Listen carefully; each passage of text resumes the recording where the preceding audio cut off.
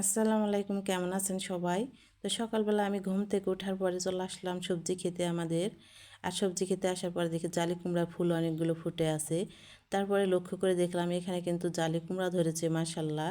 দেখতে কিন্তু অনেকটাই ভালো লাগছে। আর নিজেদের হাতে লাগানো গাছের সবজি দেখলে তো আনন্দ আর একটা আলাদাই একটা ফিল হয়। এখানেও কিন্তু একটা ডালে কিন্তু দেখছি জালি কুমড়া ধরে আছে। তো তারপরে যে মরিচ গাছ, আমাদের মরিচ গাছে কিন্তু মাশাল্লাহ অনেকগুলো মরিচ ধরেছে, সবগুলো ডালে কিন্তু মরিচ ধরে আছে সুন্দরভাবে। দেখতে অনেকটাই আমাকে ভালো লাগলো সবজি খেতে আসার পরে কিন্তু। আর এই সবজি খেতে কিন্তু আমাদের এক বিশাল জাম গাছ আছে। আর দেখেন জাম গাছে কিন্তু অনেকগুলো জাম ধরে আছে, জামগুলো সব পাকে গেছে। এখন আমরা জামগুলো পেড়ে নেব, পাখিরা সব খেয়ে ফেলছে। আর এই যে বালতিতে করে কিন্তু অনেকগুলো জাম পাড়া হলো। দেখেন আর জামগুলো খেতে না অনেকটাই মিষ্টি। আর আমাদের নিজেদের গাছের জাম একদম ফরমালি মুক্ত। এখন আমরা এই জামগুলো বাসায় নিয়ে চলে আসলাম।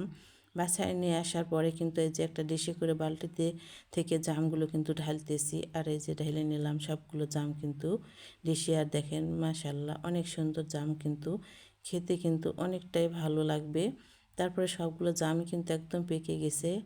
আর এই জামগুলো না আমাদের গাছের খেতে অনেক অনেক ভালো বাজারের চাইতে। তারপরে যে বাটিতে করে আমি কিন্তু যেগুলো জাম রসে ফেটে গেছে সেগুলো আলাদা করে আমি বেছে নিলাম, কারণ এগুলো জাম আমি একাই খাবো, কারণ খেতে অনেকটাই মিষ্টি।